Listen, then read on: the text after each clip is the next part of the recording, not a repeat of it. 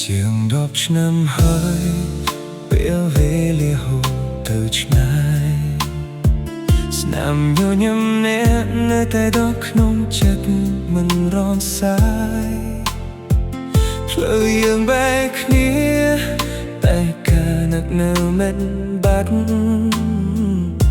រាល់យប់ស្ងប់ស្ងាត់បេះដូងនៅតែហៅឈ្មោះអ្នកមិនដឹងថ្ងៃនេះអ្នករស់នៅយ៉ាងណាទេមានសុខមង្គលឬមានអ្នកថែជំនួសខ្ញុំហើយខ្ញុំគ្មានបំណង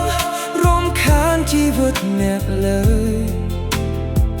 គ្រាន់តែចង់ប្រាប់ពាក្យដែលធ្លាប់លាក់ក្នុងបេះដូងបើមានថ្ងៃជួបដងទៀតសំត្រឹមអង្គុយនិយាយគ្នាបន្តិចមិនសូមឲ្យស្នេហាត្រឡប់វិញមិនសូមឲ្យអ្នកដូរចិត្តគ្រាន់ចង់ប្រាប់ថា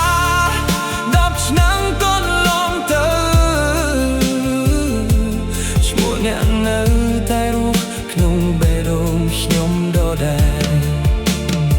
បើវាសនានុញាតឲ្យបានជួបដងទៀតស្នាមញញឹមមួយក៏គ្រប់គ្រាន់សម្រាប់ជីវិតវាដែលលាក់ទុកយូរនឹងនិយាយឲ្យអ្នកបានលឺ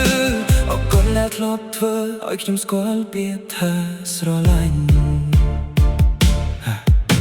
រត់ថត់ចាស់ចាស់អនុស្សាវរីយ៍នៅតែមិនសាបសូន្យ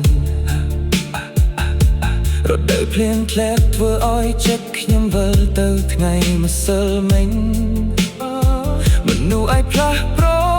តែការចងចាំមិនងាយរលាយស្នេហាដែលមិនបានបញ្ចប់